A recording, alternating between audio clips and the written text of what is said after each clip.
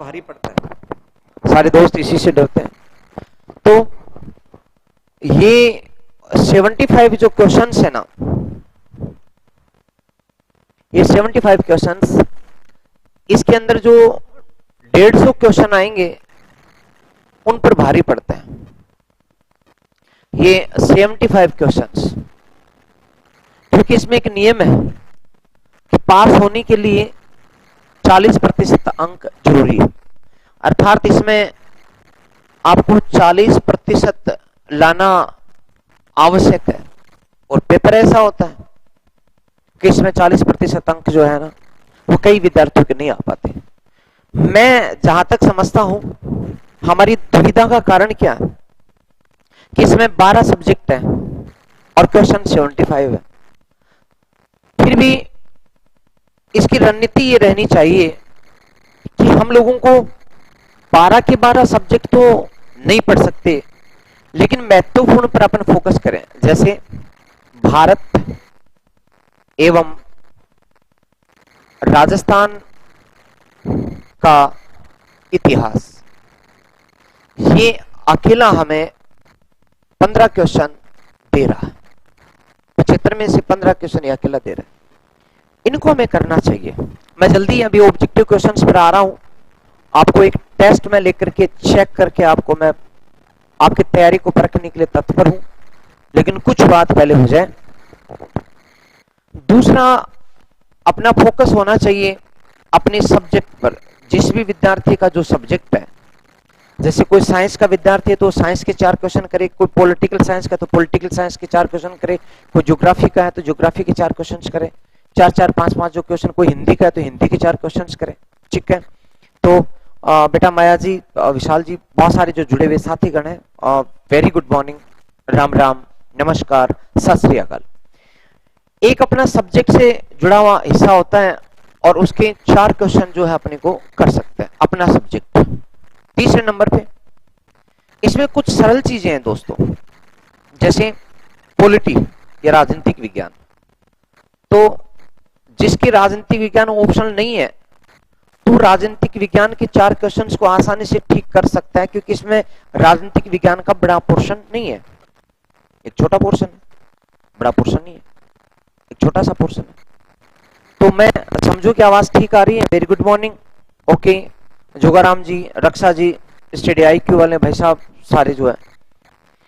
और अपनी कोशिश ये रहे कि हम राजस्थान का जो भूगोल है, राजस्थान की जो संस्कृति है, राजस्थान पर यदि फोकस करें तो 5 क्वेश्चन ये भी कर सकते हैं। साथ में दोस्तों जो करंट अफेयर्स है,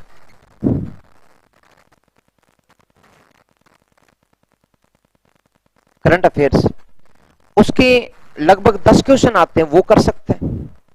साथ में जो मनोविज्ञान या साइकोलॉजी है, या फिर सॉरी जो स्कूल मैनेजमेंट, स्कूल प्रबंधन है, उसके भी 15 क्वेश्चन अपन लोग कर सकते हैं। और ये अपना जो आंकड़ा है 15 और 15 30 और 10 40 और करीब 49 क्वेश्चंस का, ये हम आसानी से कर सकते हैं। मेरा कहने का तात्पर्य सिर्फ इतना है दोस्तों कि हम लोग अनावश्यक सब्जेक्ट्स में न उलझें तो ज्यादा ठीक रहेगा। आप लोग हिंदी को कर सकते हैं, जैसे हिंदी है तो हिंदी को कर सकते हैं दोस्तों। हिंदी में जो 4 क्वेश्चन आते हैं, 2 इसमें से आप कर सकते हैं। मेरा कहने का मतलब, जिसकी अंग्रेजी मेरी तरह की है, वो अंग्रेजी के ऊपर समय खराब ना करें। जिसकी गणित मेरी तरह की है, वो गणित पढ़ने पर अपना समय खराब नहीं करे। जिसकी विज्ञान कमजोर है, तो वो भी समय खराब नहीं करे। और रक्षा यादव करे, सर आपने वरिष्ठ अध्यापक की यूट्यूब पर कब लाओगे? तो वरिष्ठ अध्यापक की क्लास तो बेटा सुबह 7 बजे से थी, वो हो गई, वो मैं ले चुका हूं। अभी 9 बजे से सिर्फ व्याख्याता के संबंध में बात अपन करने जा रहे हैं। ठीक है, अब रही बात पेपर सेकंड की, तो इसमें तो आपको पारंगतता हासिल करनी होगी। हिस्ट्री सब्जेक्ट मैं पढ़ा ही रहा हूं और आप लोगों ने देखा ही है कि पिछली बार जो करीब 300 के लगभग जो विद्यार्थी थे, उनमें से 64 विद्यार्थियों का सिलेक्शन हो चुका है, इनका चयन हो चुका है, जो पिछली बार मैंने पढ़ाया था। तो अच्छा रेशियो था और अब की बार और भी बढ़िया करने का प्रयास मैंने किया है। तो ये हुई अपनी प्रारंभिक बात। एक और मैं जानकारी आपको दे दूं कि फर्स्ट ग्रेड में और फर्स्ट पेपर मैं स्वयं अब ऑनलाइन के साथ साथ ऑफलाइन भी चला दिया है और ये भाग्योदय एकेडमी के नाम से आप लोगों को रिद्धि सिद्धि चौराहा गोपालपुरा बाईपास पर आपको मिल जाएगा। यहां और कोचिंग या मैंने क्यों प्रारंभ की, इसकी कहां जरूरत थी, कोचिंग तो और भी बहुत सारी है, उद्देश्य एक ही है। मैंने देखा कि मेरी तरह अपने सब्जेक्ट में पूरी गहनता और शिद्दत के साथ मेहनत करने वाला, उसे सरल तरीके से विद्यार्थियों तक पहुंचाने वाले एक टीचर्स की एक टीम मुझे चाहिए थी। मैं चाह रहा था कि चाहे मैंने उत्कर्ष में देखा, कलाम में देखा, कहीं भी देखा कि 2 टीचर अच्छे और बाकी के 3 बस काम चलाऊ, बाकी 3 को विद्यार्थी सहन कर रहे हैं। तो मैंने मेरे साथ वाले जो कुछ उत्कर्ष के पुराने फैकल्टियां थी उनसे संपर्क किया। हाल फिलहाल हम 7-8 टीचर कलाम से भी अलग हो गए, तो हम सब ने मिलकर के कार्य किया। जैसे मेरे साथ उदाहरण के लिए रामराज जयमन सर हैं, मनोविज्ञान पढ़ाएंगे।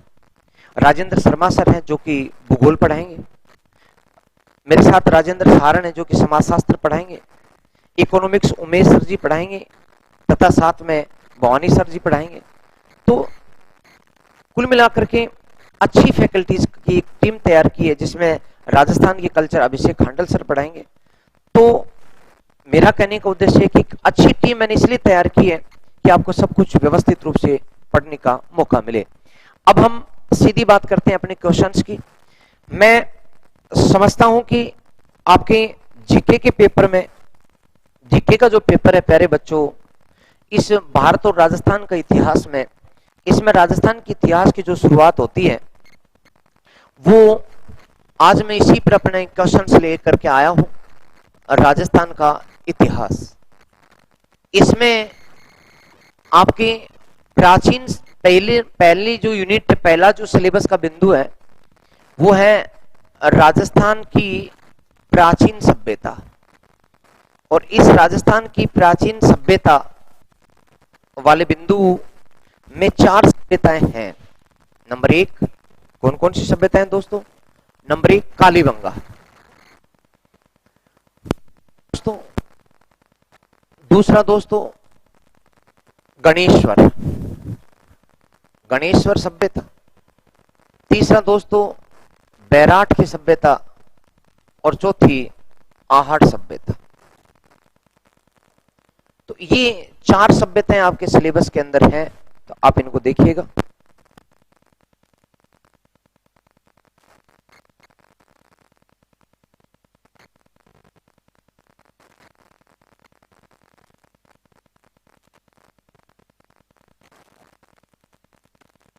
समझो कि आवाज जो है आप लोगों तक पहुंच रही है, बिल्कुल ठीक है, ओके ठीक है। तो आज मैं ये टेस्ट श्रृंखला लेकर के इसका आगाज कर रहा हूं। बहुत ही शानदार तरीके से आप पढ़िएगा। मेरे ऑफलाइन क्लास में जो कुछ मैंने कालीबंगा सभ्यता के बारे में पढ़ाया था वो स्लाइड्स भी मेरे पास हैं, और उसी जो पढ़ाया गया तो उसी में से कुछ क्वेश्चंस लेकर के मैं आपके समक्ष आया हूं। आप मुझे मैसेज दिखाएं तो लीजिए, हाजिर है आपके कालीबंगा सभ्यता से संबंधित जो क्वेश्चंस हैं वो दोस्तों आप लीजिएगा। कालीबंगा का जो क्वेश्चन नंबर 2 है या क्वेश्चन नंबर 1 है, क्वेश्चंस को हम लोग सोल्व करेंगे। क्वेश्चन नंबर 1, तो क्वेश्चन नंबर 1 है दोस्तों, कालीबंगा से प्राप्त हवन कुंड। आप लोग देख लीजिएगा, बहुत अच्छे लेवल के क्वेश्चंस हैं, कुछ एक क्वेश्चंस आए हुए हैं और कुछ एक क्वेश्चंस आने वाले हैं। आप लोग ध्यान से पढ़िएगा और इसका उत्तर मुझे दीजिएगा। बिल्कुल ठीक है, वेरी गुड मॉर्निंग। तो कालीबंगा से प्राप्त हवन कुंड से संबंधित सत्य कथन है। ऑप्शन 1, कथन नंबर 1, कालीबंगा से पूर्वी टीले से 7 हवन कुंड प्राप्त हुए हैं, पहला है। दूसरा, कालीबंगा के पश्चिमी टीले के दक्षिणी हिस्से के कच्ची ईंटों के चबूतरे पर हवन कुंडों की एक कतार मिली है। तीसरा, निचले नगर के कई मकानों से अनेक हवन कुंड मिले हैं। और चौथा, ये हवन कुंड आयताकार थे जिनमें भस्म जानते, राख, कोयला और हड्डियां प्राप्त हुई हैं। तो सही कथन कौन सा है, फटाफट उत्तर आपकी तरफ से आ जाए। तो दोस्तों उत्तर आप बताएंगे। तो बहुत सारे विद्यार्थियों का उत्तर जो आ रहा है वो गलत आ रहा है। वो कह रहे हैं कि सर पहला सही है, कालीबंगा से पूर्वी टीले में 7 हवन कुंड मिले हैं। वो कह रहे हैं दूसरा भी सही है, कालीबंगा के पश्चिमी टीले के दक्षिणी हिस्से। दूसरा गलत बता रहे हैं। ओके, अच्छा दूसरा गलत है, ठीक है। तीसरा, निचले नगर के कई मकानों से हवन कुंड मिले हैं, अच्छा ये भी सही है। ओके, ये हवन कुंड आयताकार थे जिनमें भस्म, कोयला और हड्डियां। इसका मतलब आप 1, 3, 4 सही बताने की कोशिश कर रहे हो, यानी उत्तर क्या आ रहा है आपकी तरफ से, ए। नहीं दोस्तों, गलत हो गया आपका। ये देखो, देखते देखते गलत हो गया। पहला कथन गलत है, कालीबंगा से पूर्वी टीले से 7 हवन कुंड नहीं मिले।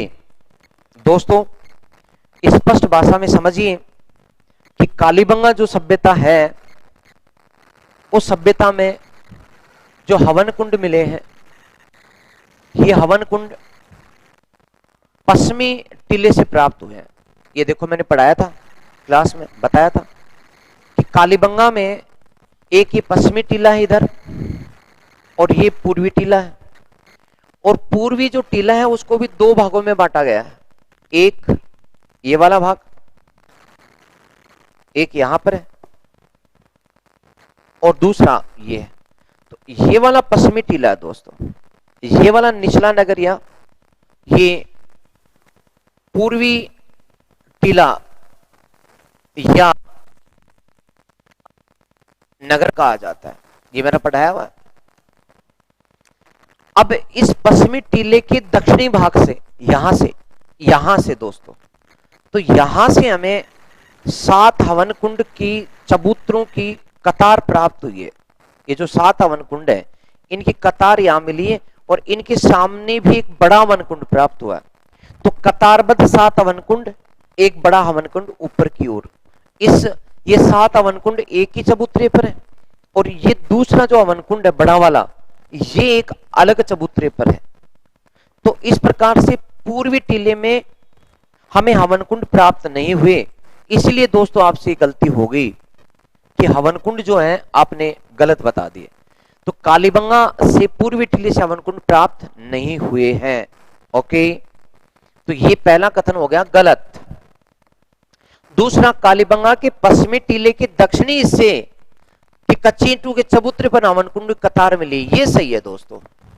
फिर निचले नगर, यानी कि जो पूर्वी टीला था, निचले नगर के कई मकानों से अनेक हवन कुंड मिले हैं, ये बात भी सही है बिल्कुल।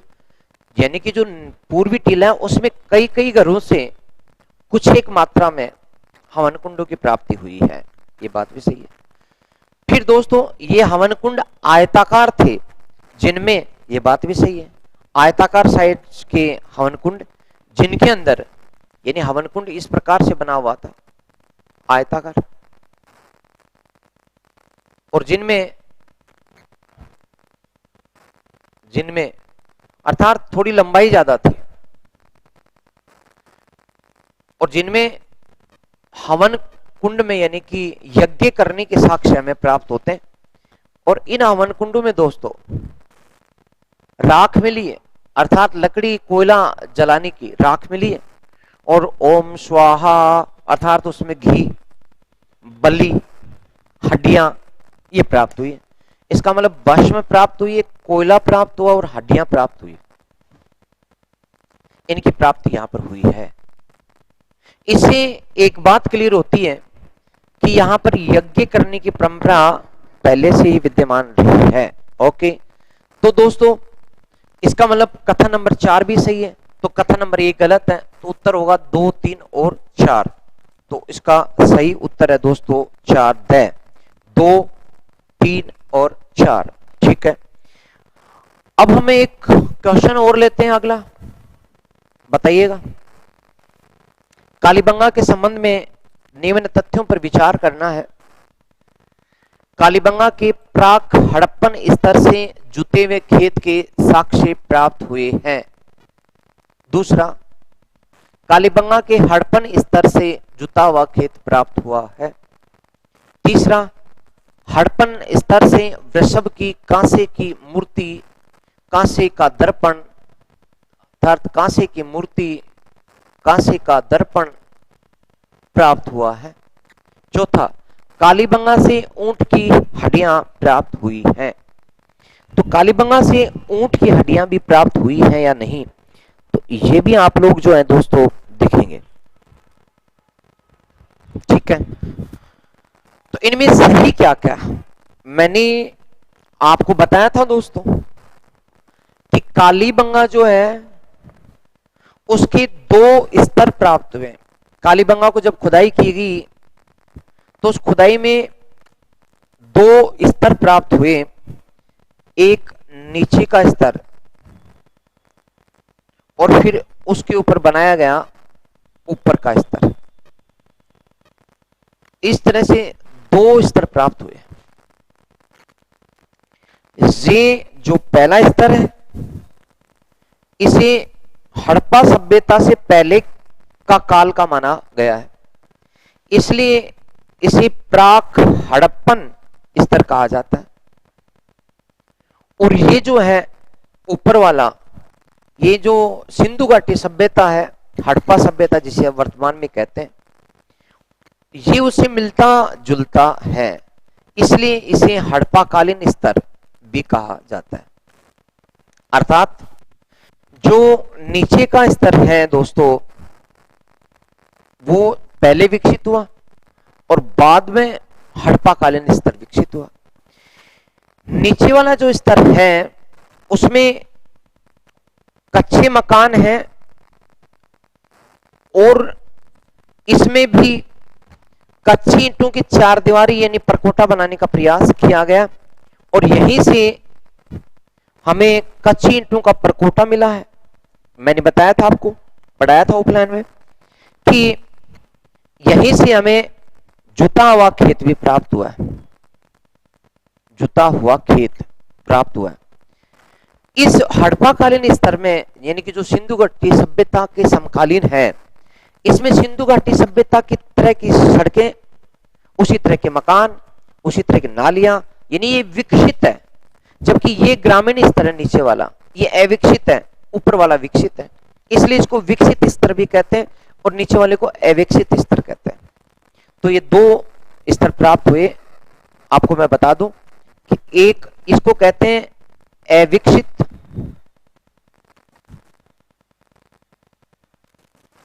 अविकसित स्तर, और इसको कहते हैं दोस्तों विकसित स्तर।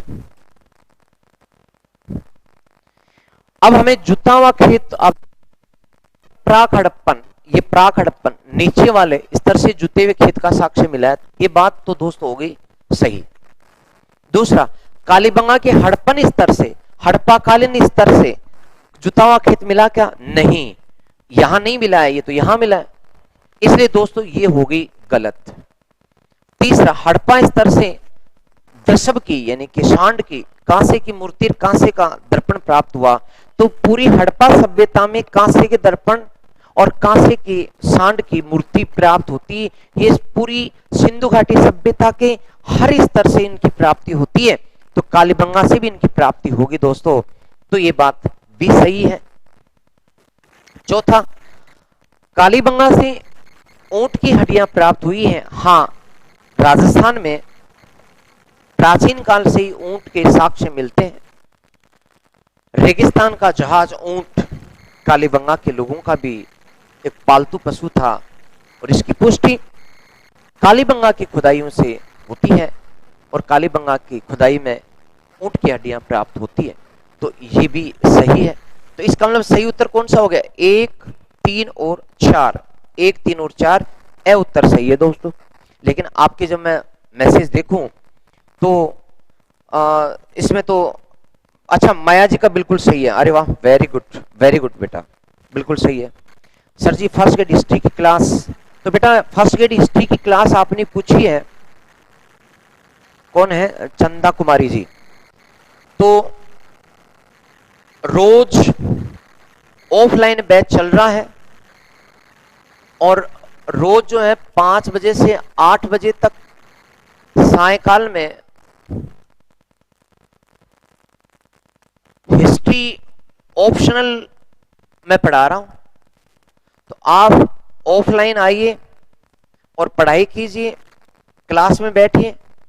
ऑफलाइन क्लास में कुछ एक विशेषताएं और भी हैं। आप ऐप में भी पढ़ सकते हैं, लेकिन ऐप में जो है वो वीकली टेस्ट की सुविधा नहीं है, जबकि अब मैं ऑफलाइन में वीकली टेस्ट ले रहा हूं और साथ में उन विद्यार्थियों की प्रॉब्लम जो आ रही है उनको सोल्व करने का भी सामने बैठा करके प्रयास कर रहा हूं। तो आप ऑफलाइन में एडमिशन ले सकते हैं। मैं बार बार बता रहा हूं, यदि किसी को लेना है तो आप कॉल कर सकते हैं 7340022411 पर या 7742737366 पर आप कॉल कर सकते हैं और ले सकते हैं। अगला क्वेश्चन पर चलिएगा दोस्तों। अपनी ये बात होगी। अगला क्वेश्चन जो है ना दोस्तों वो है क्वेश्चन नंबर 3। उत्तर दीजिएगा। क्वेश्चन नंबर 3, कालीबंगा से मापने का पैमाना प्राप्त हुआ या नहीं हुआ, पहले तो ये देखेंगे। तो कालीबंगा से मापने का पैमाना प्राप्त हुआ है क्या, पहले तो ये बताओ। और यदि हुआ है तो किसका हुआ है? तो दोस्तों ये जो पैमाने हैं इसमें उत्तर आपका आया नहीं है। अच्छा, तो बेटा गलत हो गया, क्योंकि हाथी दांत का पैमाना, देखो पूरी सिंधु घाटी सभ्यता से पैमाने की बात करें तो पूरी की पूरी सिंधु घाटी सभ्यता में ही जो पैमाने प्राप्त हुए हैं वो 3 जगह से प्राप्त हुए। जैसे हाथी दांत का पैमाना, हाथी दांत का पैमाना ये कहां से प्राप्त हुआ? ये दोस्तों मोहन जोदड़ो से, मोहन जोदड़ो से प्राप्त हुआ। इसी तरह दोस्तों सीप का पैमाना, सीप का पैमाना ये हमें लोथल से प्राप्त हुआ। और मिट्टी का पैमाना, मिट्टी का पैमाना यानी नापने का उपकरण ये हमें कहां से मिला दोस्तों? कालीबंगा से प्राप्त हुआ। तो इसका भी उत्तर क्या होगा? कालीबंगा से मापने का कौन सा हुआ? तो पक्की मिट्टी का पैमाना, ये इसका उत्तर ये हो गया। अगला क्वेश्चन दोस्तों, कालीबंगा के संदर्भ में असत्य कथन कौन सा है? असत्य छांटना है दोस्तों। असत्य कौन सा कथन असत्य? कि कालीबंगा बृहस्पति और सरस्वती नदी घाटी क्षेत्र से प्राप्त हुई है। दूसरा, यह 6000 वर्ष से अधिक प्राचीन सभ्यता मानी गई है। तीसरा, 1953 में, कब दोस्तों? 1953 में इसकी खोज अमलानंद घोष ने की थी। और चौथा, उत्खनन से 2 स्तर प्राप्त हुए हैं। तो दोस्तों यहां आप लोगों को मैं बता दूं कि आपके उत्तर देख करके तो गलत मिल रहा है दोस्तों। पहला तो सही है कि ये सरस्वती और द्रैस्वती जो नदी है उनकी घाटियों में यह सभ्यता हमें प्राप्त हुई है। दूसरा भी सही है कि यह 6000 वर्ष से अधिक प्राचीन सभ्यता मानी गई, क्योंकि ईसा से 4000 साल पहले जो निम्न स्तर था प्राक हड़प्पन स्तर, उसमें प्राचीन साक्ष्य 6000 साल पुराने हैं। अगला 1953 में इसकी खोज अमलानंद घोष ने की। ये कथन गलत है दोस्तों। आप कहेंगे कि नहीं जी हमने तो सर यही पढ़ा था कि एएन घोष ने इसकी खोज 1953 में की। नहीं दोस्तों, एएन घोष, अमलानंद घोष ने इसकी खोज 1952 में की थी, 52 में की। और यही फैक्ट सही है, क्वेश्चन आ चुका है और यही उत्तर माना गया है। राजस्थान हिंदी ग्रंथ अकादमी की पुस्तक में यही दिया हुआ है और साथ में हिंदी ग्रंथ अकादमी की जो अन्य किताबें हैं, चाहे वो दिल्ली विश्वविद्यालय की हैं चाहे अन्य, उनमें भी 1952 है। 1952 में अमलानंद घोष ने कालीबंगा सभ्यता की प्रारंभ में खोज की थी, तो इसका उत्तर दोस्तों होगा 1952। तो तीसरा गलत होगा। चौथा, उत्खनन से 2 स्तर प्राप्त हुए। तो दोस्तों 2 कालखंड, अर्थात जैसे मैं आपको बताऊं कि एक नीचे वाला जो लेवल है, नीचे वाला, और एक ऊपर वाला, 2 बताए मैंने। ये जो नीचे वाला ये प्राक हड़प्पन, प्राक हड़प्पन, और ये हड़प्पा कालीन, हड़प्पा कालीन। अब टोटल स्तर की बात करेंगे। प्राक हड़प्पा में दोस्तों इन लोगों ने जो मकान बनाए वो पहले नीचे कच्चे मकान बनाए, तो नीचे, और फिर उसके ऊपर उनको हटाकर मिट्टी को साफ कर उसके ऊपर और मकान बना लिए। तो 2 स्तर तो हो गए नीचे प्राक हड़प्पन के, तो प्राक हड़प्पन के 2 स्तर हो गए। और फिर विकसित हड़प्पा कालीन में इन्होंने 3 बार मकान बनाए तोड़ तोड़ करके, सबसे पहले नीचे, फिर उनके तोड़ करके उनके ऊपर, और लास्ट में सबसे ऊपर। तो नीचे नीचे झोपड़ियां प्राप्त होती हैं प्राक हड़प्पन में, फिर उसके ऊपर कच्चे घर प्राप्त होते हैं, फिर कच्चे घरों में थोड़े सुडौल कच्चे घर हैं, फिर थोड़ा पक्की ईंटों का प्रयोग कहीं कहीं पे किया गया, लेकिन फिर अच्छे घर अपने को सबसे ऊपर प्राप्त होते हैं। यानी कुल मिलाकर के 5 जो है स्तर प्राप्त होते हैं। तो कालखंड कितनी हो गए? 2। एक प्राक हड़प्पन कालखंड और दूसरा हड़प्पा कालीन कालखंड। तो कालखंड कितनी हो गए दोस्तों? 2, और स्तर कितने हो गए? 5। प्राक हड़प्पन में 2 हैं, विकसित हड़प्पन में 3 है। तो इस प्रकार से टोटल कालखंड कितने हो गए? 2, और स्तर कितने हो गए? 5। तो 2 कालखंड में 5 स्तर प्राप्त हुए। तो उत्खनन से 2 स्तरों की प्राप्ति हुई है। तो दोस्तों ये कथन भी गलत है। अपने को पूछा क्या गया है, कालीबंगा के संदर्भ में असत्य कथन कौन कौन से हैं? तो इसका उत्तर होगा 3 और 4। यानी उत्तर क्या हो गया दोस्तों? इनका उत्तर हो गया दोस्तों 3 और 4। ठीक है, जबकि कथन नंबर 1 और 2 बिल्कुल सही है। अगला दोस्तों, तो आप देख पा रहे हैं, आप समझ रहे हैं कि चीजें बहुत कुछ पढ़ी जानी जरूरी है, उन्हें समझना जरूरी है। ठीक है, अगली बात करते हैं। क्वेश्चन नंबर 5, कालीबंगा के संदर्भ में सत्य कथन छांटना है। आपकी बार आपको सत्य कथन छांटना है। कालीबंगा सभ्यता में 5 स्तर सामने आए, जिनमें प्रथम 2 स्तर प्राक हड़प्पा कालीन हैं।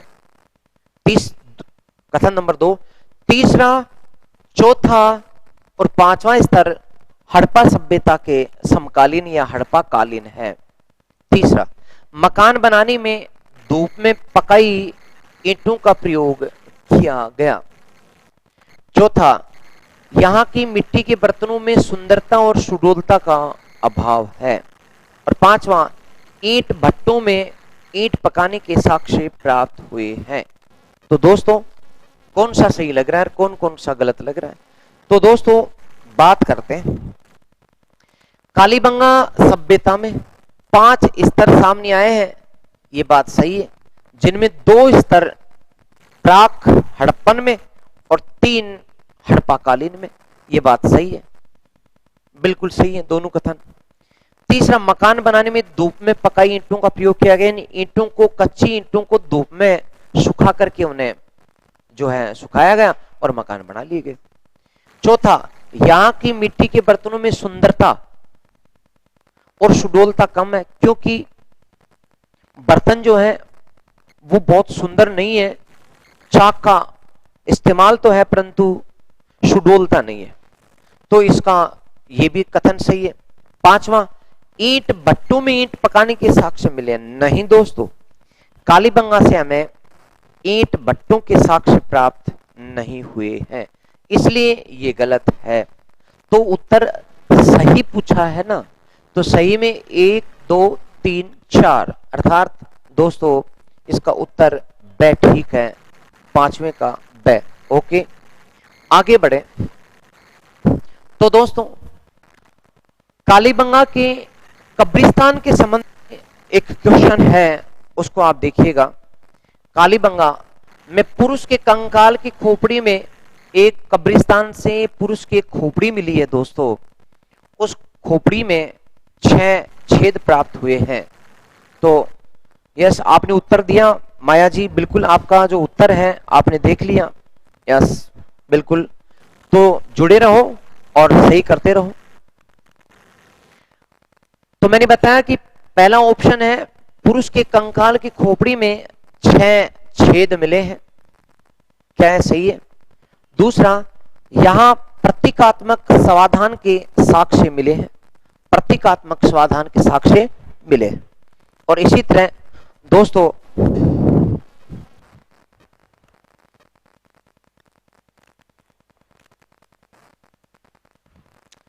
तो प्रतीकात्मक समाधान के साक्ष्य भी क्या आपको मिले। इसी तरह तीसरा, यहां पूर्ण समाधान, आंशिक समाधान के साक्ष्य मिले। और चौथा, कालीबंगा से युग्म समाधान के साक्ष्य भी मिले। तो चूंकि मैंने आपको पढ़ाया था दोस्तों, पहले जब पढ़ाया था उसमें मैंने आपको बताया था कि कालीबंगा जो है यहां से अंतिम संस्कार के 3 प्रकार मिले। कालीबंगा में अंतिम संस्कार, ये मेरा जो आपको पढ़ाया गया था, जो ऑफलाइन में मैंने पढ़ाया था कि कालीबंगा में 3 प्रकार के अंतिम संस्कार किए गए। एक है पूर्ण समाधान, अंडाकार, गोलाकार, आयताकार कब्रें, पूरा का पूरा शरीर कब्र में दफना दिया गया। एक कब्र में एक स्त्री और एक पुरुष दोनों को एक साथ लेटाया गया, इसे युग्म समाधान कहते हैं। तो ये तो हो गया पूर्ण समाधान। इसका मतलब युग्म समाधान भी मिलता है, एक स्त्री और एक पुरुष को एक ही कब्र में साथ लेटाया गया है। तो पूर्ण समाधान यानी कि अंडाकार और आयताकार कब्रें जिनमें पूरे के पूरे शरीर को दफनाकर मिट्टी डाल दी गई, तो ये हमें प्राप्त होता है, पूर्ण समाधान कहते हैं। दूसरा, आंशिक समाधान, अर्थात पूर्ण शरीर के स्थान पर शरीर का कोई एक भाग या शरीर की कुछ हड्डियां, शरीर की खोपड़ी ही उस कब्र में दफनाई गई, बाकी का हिस्सा पूरा शरीर प्राप्त नहीं होता, इसे आंशिक समाधान कहते हैं। तीसरा है कलश समाधान या दाह संस्कार भी कहते हैं, अर्थात किसी शरीर को जलाने के बाद उसकी प्रतीक रूप से कुछ हड्डियां, जैसे खोपड़ी, दांत की कुछ हड्डियां, वो अवशेष कलश में रख करके दफना दिए गए। लेकिन कब्रें खाली हैं, उनमें कुछ भी नहीं है। कुछ कब्रें खाली हैं, उनमें कुछ भी नहीं है, कलश भी नहीं है।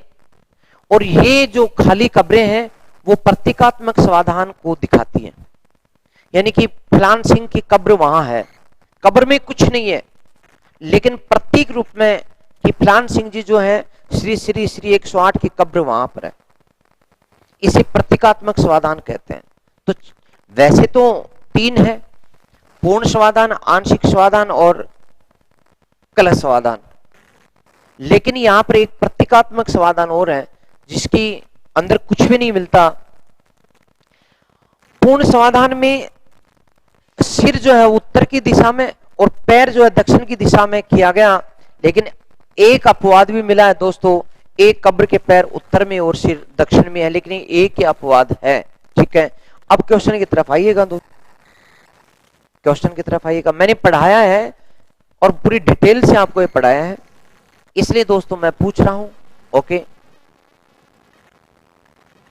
अब आप देखिएगा, पुरुष के कंकाल की खोपड़ी में 6 छेद मिले, या प्रतीकात्मक समाधान के साक्ष्य मिले, या पूर्ण समाधान आंशिक समाधान के साक्ष्य मिले, कालीबंगा से युग्म समाधान के साक्ष्य मिले, तो उत्तर क्या होगा? तो दोस्तों चौथा सही है। ओके, आपने दिया उत्तर अभी, अच्छा किसी का आया नहीं है। तीसरा भी सही है, पूर्ण समाधान आंशिक समाधान के साक्ष्य मिले, कालीबंगा में युग्म समाधान भी मिला। ठीक है, दूसरा भी सही है, यहां प्रतीकात्मक समाधान के साक्ष्य मिले कि कुछ कब्रें जो खाली हैं उनमें कुछ भी नहीं है, मैंने बताया ना, अभी तो दिखाया था आपको। फिर पहला, पुरुष के कंकाल की खोपड़ी में 6 छेद मिले, ये कथन गलत है दोस्तों। पुरुष की खोपड़ी नहीं है, ये खोपड़ी बच्चे की है। एक बच्ची की खोपड़ी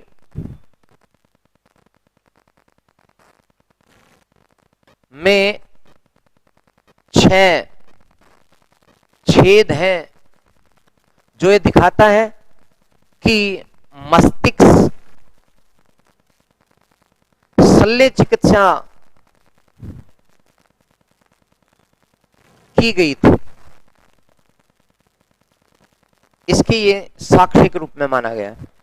तो यहां पुरुष की खोपड़ी नहीं है, बालक की खोपड़ी है, बालक की, इसलिए पहला गलत है दोस्तों। उत्तर होगा 2, 3 और 4, और ये उत्तर है समय 2, 3 और 4। ओके, अगला भी कीजिएगा। बहुत सारे विद्यार्थी जो हैं वो फटाफट आते हैं और चले जाते हैं, क्योंकि टिक करके पढ़ने की हिम्मत कहां, और क्वेश्चंस बहुत अच्छे लेवल पर हैं। ठीक है, किसी भी प्रकार की कोई समस्या हो तो बताओ। सर जी बच्चे की है ना खोपड़ी? हाँ बच्चे की है बेटा। अरे वाह माया, बिल्कुल सही, शाबाश, माया ने सारे उत्तर सही किए हैं बेटा। माया तू तो होशियार है, इसका मतलब तेरा सिलेक्शन तो पक्का। अगला, किस हड़पी स्थल से एक साथ 2 फसलें उगाए जाने के साक्ष्य प्राप्त होते हैं? तो 2 फसलें एक साथ बताओ, ये तो आप कर दोगे, सबसे सरल उत्तर है। तो कालीबंगा की जो सभ्यता उसमें 2 फसलें एक साथ उगाने के साक्ष्य प्राप्त होते। अगला दोस्तों, निम्नलिखित में से क्वेश्चन है, ये जो फर्स्ट ग्रेड एग्जाम 2014 में आया हुआ, निम्नलिखित में से कौन से कथन सही है? पहला, कालीबंगा की खोज अमलानंद घोष ने की थी। दूसरा, अमलानंद घोष ने 1953 में लगभग 2 दर्जन हड़प्पा संस्कृति के स्थल बीकानेर क्षेत्र से खोजे थे। तीसरा, कालीबंगा से अस्थि रहित समाधान नहीं मिले हैं। चौथा, कालीबंगा से प्राप्त अवशेष हड़प्पा से प्राप्त अवशेषों से बेहतर स्थिति में है। तो दोस्तों बताइएगा, तो कालीबंगा की खोज करने वाले तो अमलानंद घोष ही हैं, तो पहला तो सही है। दूसरा, अमलानंद घोष ने कालीबंगा की खोज तो 1952 में की, बट परंतु 1953 में उन्होंने बीकानेर से 2 दर्जन से अधिक स्थलों की खोज 53 में की थी, ये बात भी सही है। अगला दोस्तों, कालीबंगा से अस्थि रहित समाधान नहीं मिले, गलत बात। अस्थि रहित समाधान मिले, अभी मैंने बताया था, जिसे हम प्रतीकात्मक समाधान कहते हैं, प्रतीकात्मक समाधान कहते हैं, समाधान कहते हैं। और दोस्तों, कालीबंगा से प्राप्त अवशेष हड़प्पा से प्राप्त अवशेषों से बेहतर स्थिति में है, ये बात भी सही है, क्योंकि कालीबंगा के अवशेष चाहे वो थोड़े हैं लेकिन वो सुरक्षित कंडीशन में प्राप्त होते हैं। इसका मतलब उत्तर 1 2 और 4, यानी कि सी इसका सही आएगा, 1 2 और 4। अगला दोस्तों, अपने आप को टेस्ट सीरीज में बांधते जाइएगा, ये कंटिन्यू चलेगी। राजस्थान की सभ्यताओं को पढ़ने के बाद हम गुर्जर प्रतिहार पढ़ करके, सल्तनत काल और मुगल काल के पढ़ करके और आधुनिक में राजस्थान के एकीकरण पर समाप्त करेंगे। राजस्थान में सिंधु घाटी सभ्यता के अवशेष कहां कहां प्राप्त हुए हैं? तो दोस्तों बताओ, पीलीबंगा और रंगमहल, कालीबंगा और रंगमहल, बैराट और गणेश्वर, और आहड़ और बागोर। तो मैं आपको बता दूं कि सिंधु घाटी सभ्यता, इस क्वेश्चन को ठीक तरह से करना, सिंधु घाटी सभ्यता या जिसे हम हड़प्पा सभ्यता भी कहते हैं, इस सभ्यता की समकालीन हमें नंबर 1 स्थान मिलता है कालीबंगा, नंबर 2 स्थान मिलता है रंगमहल, और रंगमहल का भी निम्न स्तर, रंगमहल का निम्न स्तर, और तीसरा दोस्तों गणेश्वर। तो क्या गणेश्वर सही है?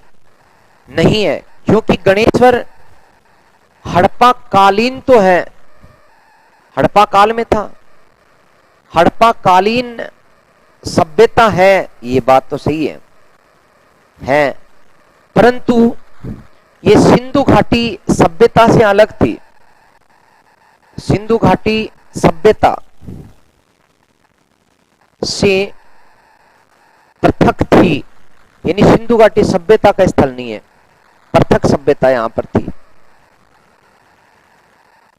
ओके, तो दोस्तों इसका सही उत्तर होगा कालीबंगा और रंगमहल। गणेश्वर जो है वो सही उत्तर नहीं है, क्योंकि यहां सिंधु घाटी सभ्यता का अवशेष नहीं मिला, सारे अवशेष अलग प्रकार के प्राप्त हुए हैं। तो इसका उत्तर होगा दोस्तों ब। अगला क्वेश्चन, कालीबंगा सभ्यता किस नदी के समीप विकसित हुई?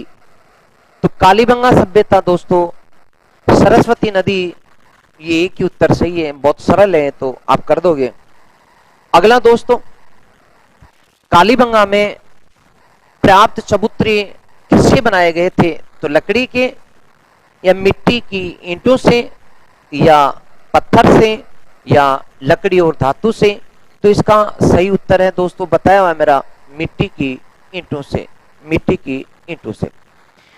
तो अपन लोग लगातार जो है इस कड़ी में आगे बढ़ते हुए, पढ़ते हुए, कार्य करते हुए क्वेश्चन नंबर 12 की ओर बढ़ गए हैं। क्वेश्चन नंबर 12 फटाफट कीजिएगा, काफी स्टैंडर्ड क्वेश्चन है कि कालीबंगा के लोगों के बर्तन प्रयोग हेतु कौन सा कथन सत्य है, या कौन कौन से कथन सत्य है।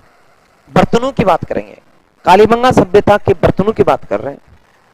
मेरा पढ़ाया हुआ है कि ये ताम्र, कांसे, टेरिकोटा, खड़िया मिट्टी के बर्तनों का प्रयोग करते थे। ये ताम्र, कांसे और लोहे के उपकरण के बर्तनों का प्रयोग करते थे। इन्हें ताम्र आपूर्ति गणेश्वर सभ्यता के द्वारा की जाती थी।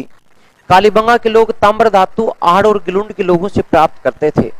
तो दोस्तों इस चीज को चूंकि मैंने पढ़ा रखा है, अब सही उत्तर आपको छांटना है, क्योंकि मेरी ऑफलाइन क्लास में मैंने यहाँ भाग्योदय एकेडमी के अंदर आपको ये चीजें बताई हैं, तो आप लोग देखिएगा।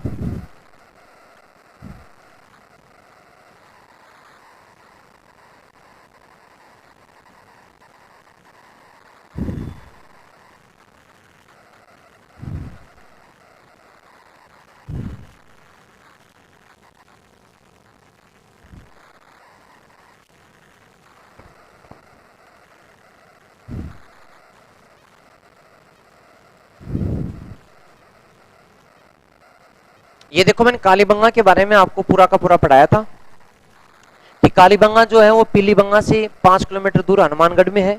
ये सरस्वती द्रैस्वती नदी घाटी से प्राप्त हुई है, वर्तमान में घाघर नदी के बाएं किनारे पर है। और कालीबंगा का पंजाबी भाषा का शब्द है जिसका अर्थ है काली चूड़ियां। और यहाँ दोस्तों खोज और उत्खनन में मैंने 1952 में अमलानंद घोष बताया था, 1953 में इन्होंने बीकानेर जिले से जो स्थान खोजे उनकी बात की थी। फिर बाद में यहाँ उत्खनन का कार्य बालकृष्ण थापर, ब्रजवासी लाल और जो जेवी जोशी ने किया था 1969 तक का बताया हुआ है। फिर वाकणकर महोदय ने सिंधु घाटी सभ्यता के स्थान पर इस सभ्यता का, सिंधु घाटी सभ्यता का नाम ही सरस्वती नदी घाटी सभ्यता करने की सिफारिश की। और दशरथ शर्मा ने कालीबंगा को मोहनजोदड़ो और हड़प्पा के बाद तीसरी राजधानी भी बताया था। कालक्रम की बात मैंने कर दी, जिसमें मैंने बताया था कि 5 स्तर प्राप्त हुए हैं, जिसमें 3 स्तर हड़प्पाकालीन है और 2 स्तर प्राक हड़प्पाकालीन है। ये सारा हो गया। डीपी अग्रवाल ने इसका कालक्रम बताया था, मैंने पूरा पढ़ा दिया था आपको। प्राक हड़प्पाकालीन स्तर में जो चना और सरसों बोए जाने के जो साक्ष्य थे, हराइया वगैरह, ये सारा मैंने आपको बता दिया। भूकंप के साक्ष्य यहाँ बताए थे। फिर मैंने विकसित जो हड़प्पा काल था उसमें पश्चिमी टीला और पूर्वी टीले की बात भी आपको बताई थी। ठीक है दोस्तों, जिसमें राख, कोयला, हड्डियां, वहां के जो हवन कुंड है वहां से मिलना बताया था। फिर मैंने यहाँ पक्की मिट्टी का पैमाना जो अभी क्वेश्चन में था वो भी देखो पढ़ाया हुआ है। सारे क्वेश्चन लगभग मेरे पढ़ाए में से निकले हैं। पत्थर का लिंग मिला, शिवलिंग पूजा के साक्ष्य, हाथी दांत की कंगी मिली है, यहाँ से कांसे की सांड की मूर्ति वृषभ की प्राप्त हुई है दोस्तों, कांसे का दर्पण प्राप्त हुआ, पत्थर की चक्की प्राप्त हुई, ऊंट की हड्डियां प्राप्त हुई और घरों में गोल कुएं भी प्राप्त हुए हैं। लेकिन दोस्तों चूंकि सारी सभ्यता में तांबा तो प्राप्त हुआ, और ये तांबा जो है वो गणेश्वर की सभ्यता से लेते थे, गणेश्वर की सभ्यता से। मैंने यहाँ की कच्ची ईंटों के घरों के बारे में भी घर बना करके बताया था, एक पल्ले किवाड़ वाले, पूरा का पूरा आपको। फिर दोस्तों मैंने बताया था कि सड़कें किस प्रकार से इनकी कच्ची होती थी, कहीं कुछ सड़कों को पक्का करने के साक्ष्य भी मिलते हैं। नालियां भी मैंने आपको बताई थी, सार्वजनिक नाली व्यवस्था जो यहाँ पर कम थी। मोहरें भी मैंने बताई थी कि यहाँ पर सील और ठप्पे प्राप्त हुए हैं, व्यापारिक प्रयोग के लिए ये ठप्पे या मोहरें बनाई जाती थी। ज्यादातर मोहरें जो जिन पर सांड की और बाघ के पशु का चित्रण प्राप्त होता है। अधिकांश मोहरें किसकी हैं? खड़िया मिट्टी की या सेल खड़ी की, और कुछ मोहरें तांबे से बनी हुई हैं, लेकिन लोहा कहीं नहीं है। मेसोपोटामिया की बेलनाकार मोहर भी यहाँ से प्राप्त हुई है, मैंने आपको बताया था। ये व्यापार वाणिज्य में उनकी उन्नति का प्रतीक है। ठीक है, तो मैंने बताया था आपको, सारा पढ़ाया हुआ है दोस्तों। अब आप जो इस क्वेश्चन को जब सोल्व करेंगे तो यहाँ ताम्र, कांसे और लोहे के उपकरण प्राप्त नहीं होते, क्योंकि लोहा यहाँ प्राप्त ही नहीं हुआ दोस्तों। ये कथा नंबर 2 तो गलत है। हाँ, कांसे के टेरिकोटा यानी खड़िया मिट्टी के बर्तन प्राप्त होते हैं, पहला सही है। इन्हें ताम्र की आपूर्ति गणेश्वर के लोग करते थे, बिल्कुल सही है। लेकिन कालीबंगा के लोगों का संपर्क आहड़ और गिलुंड के साथ नहीं था, क्योंकि वो बाद की सभ्यता। तो इसका उत्तर क्या होगा दोस्तों? 1 और 3।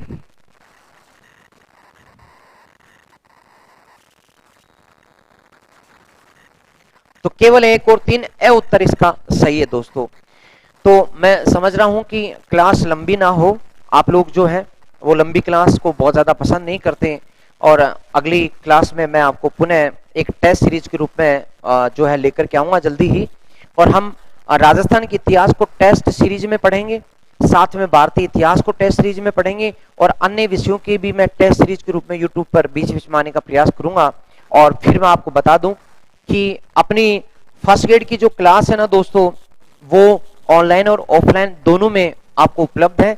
आप गंभीरता के साथ पढ़ाई करना चाहते हैं, यदि अपने सिलेक्शन को गुणवत्तापूर्ण तैयारी के साथ में निश्चित करना चाहते हैं, तो आप लोगों को अच्छे मार्गदर्शक और ऐसे टीचर्स की जरूरत है जो आप में जोश और जुनून के साथ पूरा पाठ्यक्रम पूरी गंभीरता के साथ आपको पढ़ा सकें, समझा सकें और याद करा सकें, इस ऐसी भाषा में जो आपको सुननी, समझनी और कंसंट्रेशन में सहायक हो।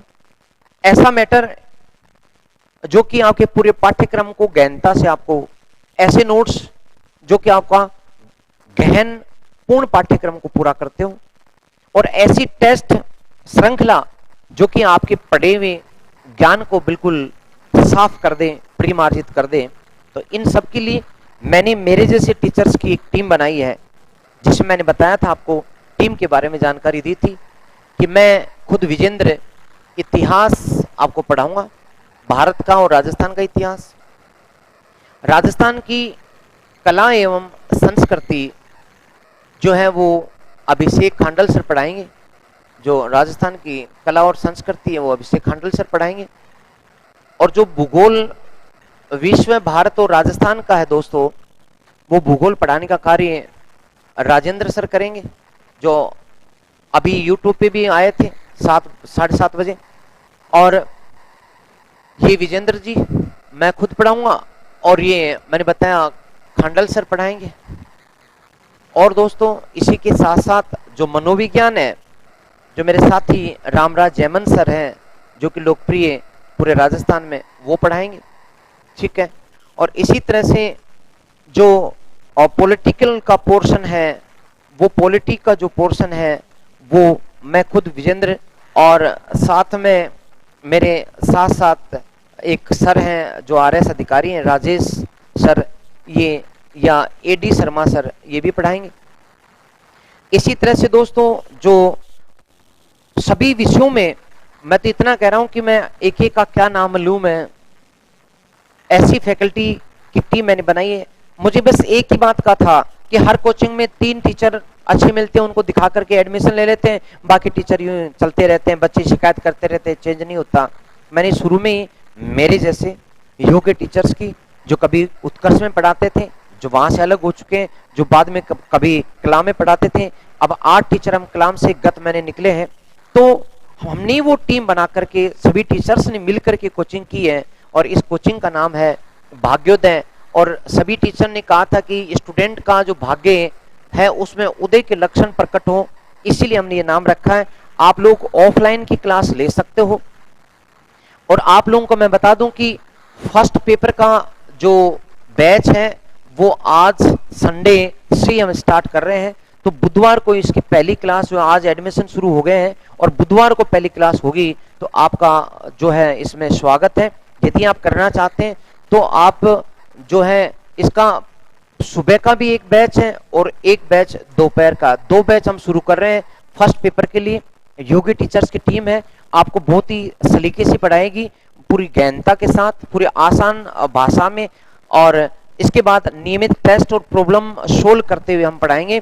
प्रातः के बैच में, दोपहर के बैच में आप एडमिशन ले सकते हैं। फोन नंबर मैंने आपको पहले भी बताए थे, और एक बार और अपने थंबनेल में लिखे हुए, और एक बार और मैं लिख देता हूं। जिस भी विद्यार्थी को तैयारी करनी है गंभीरता के साथ, वो संपर्क कर सकता है। साथ में जो घर बैठे विद्यार्थी नहीं आ सकते वो ऐप पे ले सकते हैं। साथ में जो विद्यार्थी ऐप पे नहीं लेना चाहते, वो कोई मार्गदर्शन चाहते हैं, तो भी वो फोन पर बात कर लें, मैं खुद उनकी समस्या का समाधान करूंगा निःशुल्क। दोस्तों इन्हीं शब्दों के साथ दीजिए इजाजत, नमस्कार।